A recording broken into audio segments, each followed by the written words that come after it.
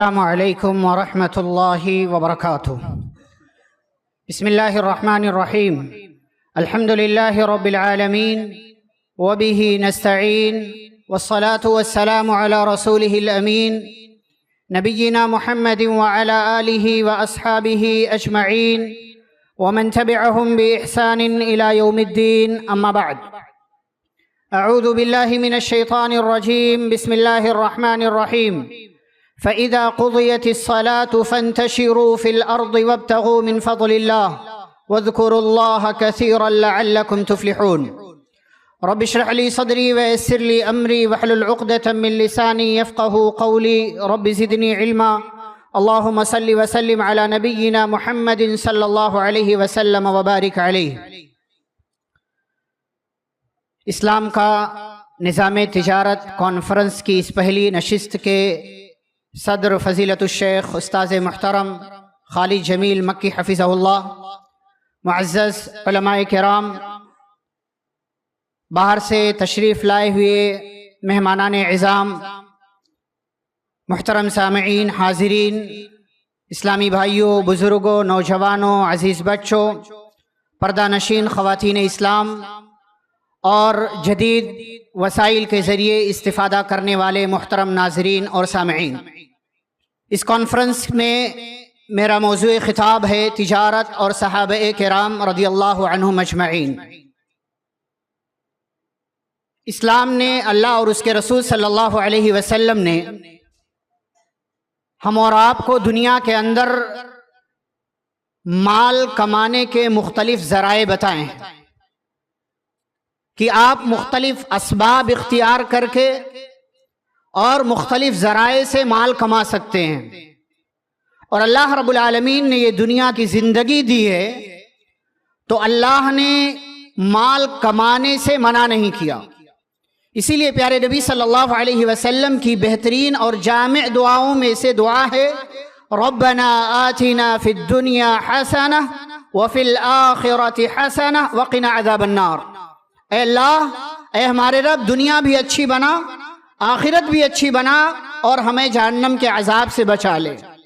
تو ہماری شریعت نے، اللہ رب العالمین نے مال کمانے کے مختلف ذرائع بتائے، جیسے زراعت ہے، کھیتی باڑی کرنا، مزدوری کرنا، جاب کرنا، جانوروں کو پالنا، اس کے ذریعے مال کمانا، اور اسی میں تجارت ہے جسے اللہ اور اس کے رسول صلی اللہ علیہ وسلم نے مشروع قرار دیا۔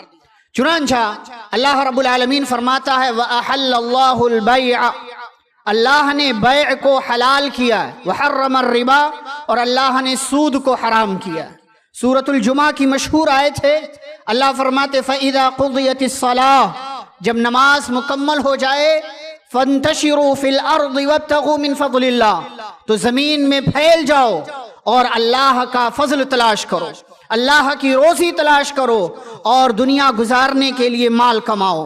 ایسے ہی اللہ رب العالمین نے سورۃ النساء کی ایک آیت میں بیان فرمایا یا ایھا الذین آمنوا لا تأکلوا اموالکم بینکم بالباطل، اے ایمان والو، اپنا مال اور آپس میں ایک دوسرے کا مال باطل اور حرام طریقے سے مت کھاؤ، مت کماؤ۔ ہاں، تجارت جسے اللہ نے حلال قرار دیا ہے، اس کے ذریعے سے تمہیں مال کمانا چاہیے اور مال حاصل کرنا چاہیے۔ تو ہماری شریعت نے ہمیں تجارت کی اجازت دی ہے، لیکن یہ تجارت اسلامی قوانین کی، اسلامی اصول کی روشنی میں ہونا چاہیے، اور اگر اسلامی قوانین اصول سے ہٹ کر کے اگر کوئی انسان تجارت کرتا ہے تو ایسی تجارت شریعت کی نظر میں معتبر نہیں ہے۔ الا ان تکون تجارتا عن تراض منکم ولا تقتلوا انفسکم، اللہ نے اسی لیے آگے کہا تجارت کرو، اور اس کے لیے اگر حرام طریقہ اختیار کرتے ہو تو گویا کہ یہ درست نہیں ہے، تم اپنے آپ کو قتل کر رہے ہو، ہلاک کر رہے ہو، برباد کر رہے ہو۔ تجارت کی اہمیت کیا ہے؟ چند ایک باتیں میں آپ کے سامنے عرض کروں۔ قرآن و حدیث میں اللہ اور اس کے رسول صلی اللہ علیہ وسلم نے اس کی جانب خصوصی توجہ دلائی ہے۔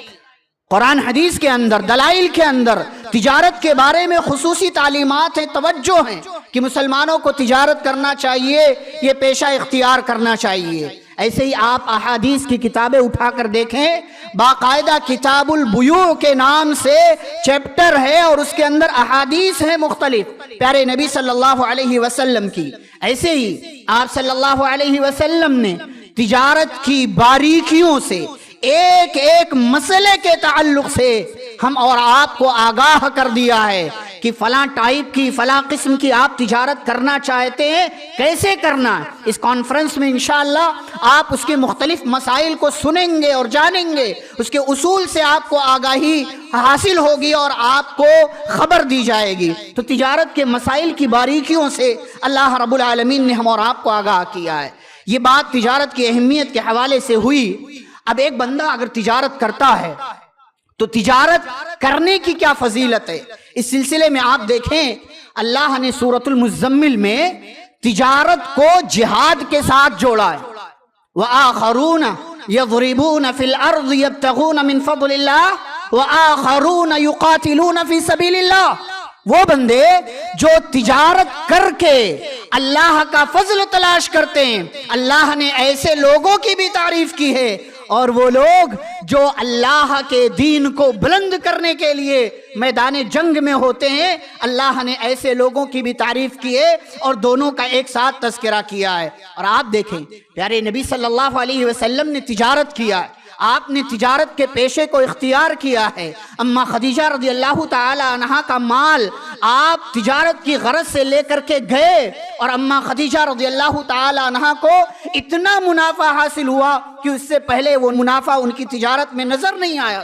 یہ پیارے نبی صلی اللہ علیہ وسلم نے پیشہ اختیار کیا، اور صحابہ کرام کی ایک بڑی تعداد نے تجارت کا پیشہ اختیار کیا ہے، جو ہمارے موضوع کا دوسرا حصہ ہے۔ لیکن اس حصے کو سننے سے پہلے آپ یہ بات سنیں، پیارے رسول صلی اللہ علیہ وسلم کی حدیث ہے، وہ لوگ جو تجارت کے پیشے سے جڑے ہوئے ہیں، وہ لوگ جو تجارت کرتے ہیں، اگر وہ سچائی کے ساتھ، امانت داری کے ساتھ تجارت کرتے ہیں، کسی کو دھوکہ نہیں دیتے اور کوئی غبن نہیں کرتے، 2 نمبر مال 1 نمبر کہہ کر کے نہیں بیچتے ہیں، بالکل سچائی، امانت داری، راست بازی کے ساتھ اگر وہ تجارت کرتے، کتنے خوش نصیب ہیں۔ سنن ترمذی کی حدیث ہے، التاجر الصدوق الامین مع النبیین والصدیقین والشہداء۔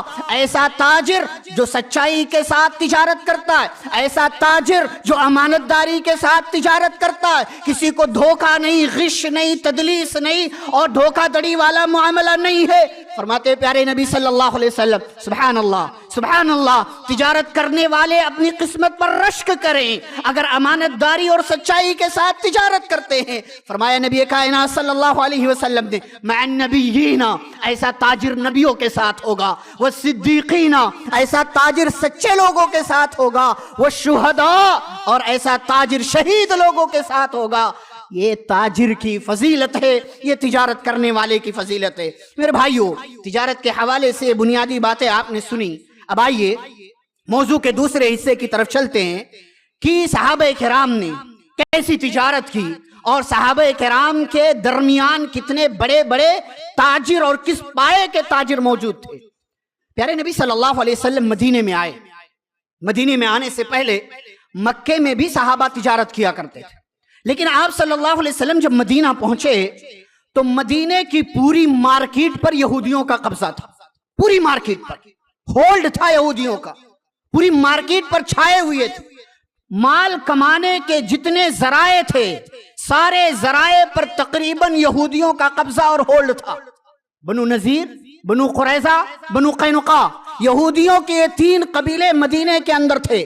پیارے نبی صلی اللہ علیہ وسلم نے تجارت کے اصول وضع کیے، قوانین وضع کیے، صحابہ کرام کو تعلیم دی، صحابہ کرام کو قوانین بتائے، اصول بتائے۔ صحابہ نے تجارت کرنا شروع کیا اور صرف 5 سال کا عرصہ گزرا، صرف 5 سال کا۔ وہ یہودی، وہ یہودیوں کے قبیلے جو مدینے کی پوری مارکیٹ پر قبضہ جمع کر کے بیٹھے تھے، اور آپ اپنی زبان میں کہہ لے کنڈلی مار کے بیٹھے تھے، صرف 5 سال کے عرصے میں مدینے کو یہودیوں سے خالی کروایا گیا اور مدینے کی پوری مارکیٹ پر مسلمانوں کا اور صحابہ کرام کا قبضہ ہو گیا۔ کیسے کیا انہوں نے؟ کس طریقے سے کیا؟ امانت داری کے ساتھ تجارت کر کے، سچائی کے ساتھ تجارت کر کے، کسی کو دھوکہ نہیں دیا۔ اور اگر کسی نے دھوکہ دینے کی کوشش کی، نبی صلی اللہ علیہ وسلم بحیثیت لیڈر، قائد، مدینے کی مارکیٹ میں چل رہے ہیں، گردش کر رہے ہیں، ایک بندے کے تعلق سے کچھ بات آپ کو نظر آئی، آپ نے اس کے سامان میں ہاتھ ڈالا، آپ کو کچھ تری محسوس ہوئی، آپ نے پوچھا یہ کیا ہے؟ کہا پیارے نبی صلی اللہ علیہ وسلم، بارش کے پانی نے اس کو بھگو دیا، میں نے سوکھا اور تر مال اکٹھا کر دیا۔ پیارے نبی نے فرمایا تم نے ان دونوں کو الگ کر کے کیوں نہیں رکھا؟ من غشنا فلیس منا، جو دھوکہ دے وہ ہم میں سے نہیں ہے۔ سبحان اللہ، یہ ہوتی ہے تجارت۔ پیارے نبی صلی اللہ علیہ وسلم نے صحابہ کی قدم قدم پر رہنمائی کی، اور اسی رہنمائی کے نتیجے میں صرف 5 سال میں مدینے کی مارکیٹ اور بازار پر صحابہ کرام کا قبضہ ہو گیا۔ اب دیکھیں، صحابہ کرام مدینے کے اندر آئے، سب سے بڑے صحابی حضرت ابوبکر صدیق رضی اللہ عنہ کپڑوں کا کاروبار کرتے تھے، کپڑوں کی تجارت کرتے تھے، بہت مالدار تھے حضرت ابوبکر صدیق رضی اللہ عنہ۔ آپ یہ نہ سمجھیں کہ صرف عثمان غنی رضی اللہ عنہ مالدار، صرف عبد الرحمن بن عوف رضی اللہ عنہ مالدار، ابو بکر صدیق رضی اللہ تعالی عنہ مالدار صحابہ میں سے ایک ہیں، اور مدینے میں آ کر کے نہیں، مکے سے حضرت ابو بکر صدیق رضی اللہ عنہ مالدار، مکے سے مالدار ہیں۔ کپڑوں کا کاروبار تھا، اور مدینے میں سخ نام کا غالباً ایک علاقہ تھا، اس علاقے میں ان کا باقاعدہ ایک گودام اور کارخانہ تھا جس میں وہ کپڑوں کی تجارت کیا کرتے تھے اور کام ہوا کرتا تھا۔ آپ حضرت عمر رضی اللہ تعالیٰ عنہ کو دیکھیں، وہ بھی کاروبار اور تجارت کیا کرتے تھے۔ عثمان غنی رضی اللہ عنہ کے بارے میں کون نہیں جانتا؟ عثمان غنی رضی اللہ عنہ مدینے کے مالدار صحابہ میں سے اور بڑے تاجروں میں سے ایک ہیں کہ باہر سے ان کا مال ہزاروں کی تعداد میں اونٹوں پر لد لد کر کے آیا کرتا تھا۔ عبد الرحمن بن عوف رضی اللہ تعالیٰ عنہ، آپ جانتے ہیں پیارے نبی صلی اللہ علیہ وسلم کے صحابہ مدینے میں آئے، آپ صلی اللہ علیہ وسلم نے مہاجرین اور انصار کے درمیان بھائی چارہ کرایا۔ حضرت عبد الرحمن بن عوف مہاجر صحابی ہیں، مدینے کے اندر ایک صحابی ہیں حضرت سعد بن ربیع رضی اللہ تعالیٰ عنہ۔ نبی صلی اللہ علیہ وسلم نے عبد الرحمن بن عوف رضی اللہ عنہ کو انصاری صحابی حضرت سعد بن ربیع کا بھائی بنا دیا۔ سعد بن ربیع کون ہیں؟ انصاری صحابہ میں مدینے کے مسلمانوں میں سب سے مالدار صحابی حضرت سعد بن ربیع رضی اللہ تعالیٰ عنہ۔ اور عبد الرحمن بن عوف کون ہیں؟ مکے سے ہجرت کر کے آئے ہیں، نہ مال ہے، نہ پیسہ ہے، نہ درہم و دینار ہے، محتاج ہیں، ضرورت مند ہیں۔ نبی نے بھائی چارے کا رشتہ قائم کروا دیا۔ سعد بن ربیع نے کہا عبد الرحمن، یہ میرا گھر ہے، یہ میری کھیتیاں ہیں، یہ میری 2 بیویاں ہیں، آدھا آدھا سب تمہارا ہے، جو بیوی پسند آئے طلاق دے دو، عدت گزارنے کے بعد اس سے نکاح کر لینا۔ عبد الرحمن بن عوف رضی اللہ عنہ نے کہا نہیں میرے بھائی، مجھے اس کی ضرورت نہیں ہے، اس کی ضرورت نہیں ہے، بازار کا راستہ دکھا دو، میں کچھ کرنا چاہتا ہوں۔ حضرت سعد بن ربیع رضی اللہ تعالی عنہ نے بازار کا راستہ دکھایا۔ سبحان اللہ، عبد الرحمن بن عوف رضی اللہ عنہ نے تجارت شروع کی، اور ایسی برکت، گھی اور پنیر کا کاروبار جو شروع کیا، ایسی برکت اللہ نے دی کہ سبحان اللہ، اگر پتھر بھی اٹھائیں تو اس کے نیچے سے سونا نظر آ جائے۔ اور آپ جانتے ہیں صحابہ کی فہرست میں، صحابہ کی تعداد میں سب سے مالدار صحابی حضرت عبد الرحمن بن عوف رضی اللہ عنہ، سب سے مالدار صحابی۔ دنیا جانتی ہے عثمان غنی رضی اللہ تعالیٰ عنہ سب سے مالدار صحابی، ٹھیک ہے مالدار تھے، لیکن عبد الرحمن بن عوف رضی اللہ عنہ تجارت کی برکت سے اتنا مال اللہ نے دیا کہ صحابہ میں سب سے بڑے اور سب سے زیادہ مال والے صحابی حضرت عبد الرحمن بن عوف رضی اللہ عنہ بن گئے۔ طلحہ بن عبید اللہ عشرہ مبشرہ میں سے رضی اللہ تعالیٰ عنہ، یہ بھی کپڑوں کے تاجر تھے۔ اور جب جنگ بدر ہوئی، آپ کو پتا ہے جنگ بدر کن حالات میں ہوئی، اچانک جنگ کا موقع پیش آ گیا تھا، نبی صلی اللہ علیہ وسلم کو کافروں کے ساتھ لڑنا پڑا تھا، اور کمزور 313 صحابہ تھے۔ آپ جانتے ہیں طلحہ بن عبید اللہ رضی اللہ تعالیٰ عنہ جرنیل صحابی ہیں، اور شجاعت والے صحابی ہیں، لیکن اس موقع سے کپڑوں کی تجارت کے حوالے سے وہ شام گئے ہوئے تھے، مدینے کے اندر وہ موجود نہیں تھے، اسی لیے جنگ بدر میں حضرت طلحہ بن عبید اللہ رضی اللہ عنہ شرکت نہ کر سکے۔ اور ابو بکر صدیق رضی اللہ عنہ کی بات میں نے کی، آپ جانتے ہیں تجارت ان کو اتنی زیادہ محبوب تھی، حضرت ابو بکر صدیق رضی اللہ تعالیٰ عنہ کو ایک طرف نبی کی جدائی برداشت نہیں ہوتی تھی، لیکن دوسری طرف تجارت کرنا ہے تو اپنی تجارت کا مال لے جا کر کے تجارت کرتے تھے اور نبی سے تھوڑی دیر کے لیے دور ہو جایا کرتے تھے۔ اور نبی صلی اللہ علیہ وسلم بھی نہیں چاہتے تھے میرا یہ ساتھی، میرا یہ رفیق مجھ سے جدا ہو، دور جائے، لیکن تجارت کی وجہ سے آپ صلی اللہ علیہ وسلم ان کو منع نہیں کرتے تھے اور وہ تجارت کے لیے چلے جایا کرتے تھے۔ ایسے ہی میرے بھائیوں، مدینے کے اندر صحابہ کپڑوں کے علاوہ خوشبو کا کاروبار کرتے تھے، خوشبو کا کاروبار کرتے تھے۔ حضرت عباس رضی اللہ تعالیٰ عنہ نبی صلی اللہ علیہ وسلم کے چچا یمن جاتے تھے اور یمن سے عطر اور خوشبو لایا کرتے تھے، اور خاص طور سے حج کے موسم میں اسے بیچا کرتے تھے، کیونکہ حج کے موسم میں باہر سے لوگ آتے تھے، پوری بھیڑ ہوتی تھی، مکے کے اندر جا کر کے اس کا کاروبار کیا کرتے تھے۔